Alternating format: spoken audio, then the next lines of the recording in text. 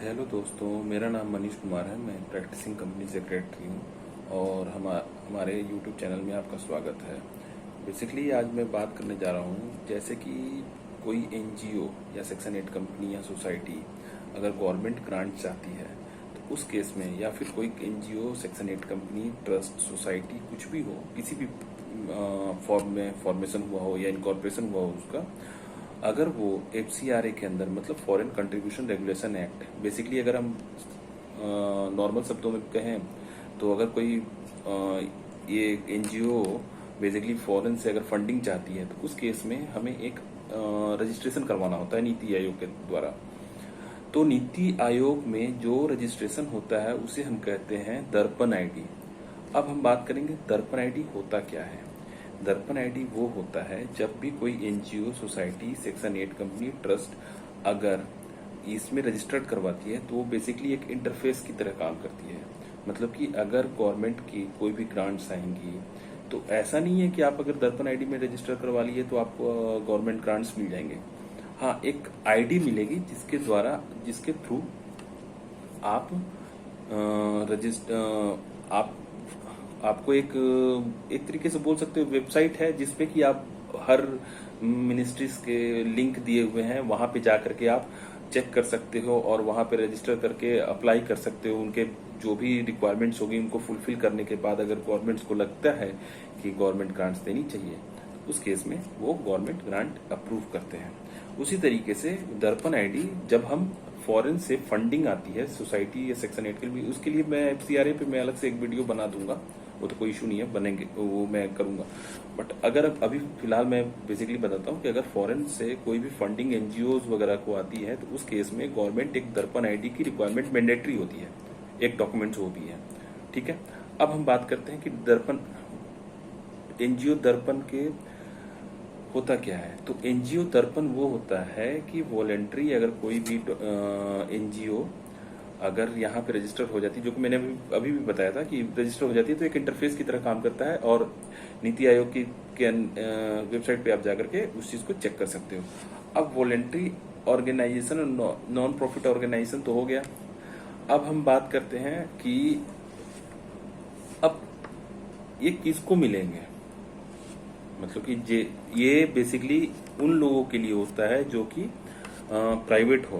Private in the sense क्या, तो जो कि गवर्नमेंट से सेपरेट हो एनजीओज, उनका प्रॉफिट, एनजीओ बेसिकली वही होते हैं जिनका कि मोटिव प्रॉफिट कमाना नहीं होता है।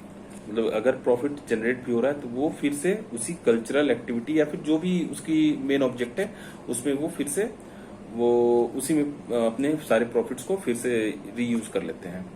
और फिर थर्ड होता है कि ये गवर्नमेंट से गवर्न नहीं होता हो, सेल्फ गवर्निंग हो। वो एनजीओ नीति आयोग के वेबसाइट पे जाकर के अपने आप को रजिस्टर करवा सकते हैं। अब हम बात करते हैं कि इसमें होगा कैसे। तो कुछ नहीं करना है, पहले तो हम साइन अप करते हैं। साइन अप करने के लिए आपको बेसिकली नाम, एड्रेस वगैरह मांगा जाएगा, वो आप वहां पे फिल कर दोगे। फिर अब इसमें फैसिलिटीज क्या होगी। फैसिलिटी मैंने आपको पहले भी बताई थी, फिर से मैं रिपीट कर रहा हूँ। इसमें होता यह है कि जितने भी एनजीओ जो कि इस वेबसाइट पे अगर रजिस्टर्ड है उनके डिटेल्स आप यहाँ पे देख सकते हो। फिर जो भी स्कीम्स गवर्नमेंट या मिनिस्ट्रीज के आ रही हैं वहां पे पार्टिसिपेट करने के लिए सारे डिटेल्स यहाँ पे मिल जाएंगे। ठीक है, आप ऑनलाइन गवर्नमेंट ग्रांट्स के लिए अप्लाई कर सकते हो। फिर उसके एप्लीकेशन के स्टेटस देख सकते हो। और एक पॉइंट और भी मैंने पहले भी बताया था कि एफसीआरए में जब भी आप अगर वहां से फॉरेन से फंड्स मंगाओगे तब दर्पण आईडी की जरूरत होगी। अब होता है कि एनजीओ को ग्रांट्स कैसे मिलेंगे। सबसे बड़ा क्वेश्चन ये है कि एनजीओ को ग्रांट्स कैसे मिलेंगे। एनजीओ को ग्रांट्स इस तरीके से मिलेंगे कि पहले तो आप लॉगिन आईडी जनरेट करोगे। लॉगिन आईडी जनरेट करने के बाद उसको आप एक्टिवेट करोगे। एक्टिवेट करने के बाद आप लॉगिन करने के बाद एनजीओ के आप अलग अलग मिनिस्ट्रीज के लिंक दिए हुए हैं। आपका जो भी एनजीओ है जिस मिनिस्ट्री के अंतर्गत, अगर जो मिनिस्ट्री के अंतर्गत आ रहा है, फॉल कर रहा है, उस मिनिस्ट्री पे क्लिक करके आपको दिए हुए लिंक से आप वहां पे जा करके और उनके टर्म्स एंड कंडीशन और डिटेल्स डॉक्यूमेंटेशन प्रॉपरली आप चेक कर सकते हो कि उनकी क्या रिक्वायरमेंट है, और वहां पे जाकर के आप अप्लाई कर सकते हो। उनका एक प्रॉपर फॉर्मेट दिया हुआ है, नोडल ऑफिसर्स के लीड्स कॉन्टैक्ट डिटेल्स वगैरह दिए होंगे, वहां से आप ग्रांट्स के लिए अप्लाई कर सकते हो। अब बात करते हैं कि ग्रांट्स तो चलो ठीक है, लेकिन पहले तो दर्पण आईडी हम बनाएं कैसे।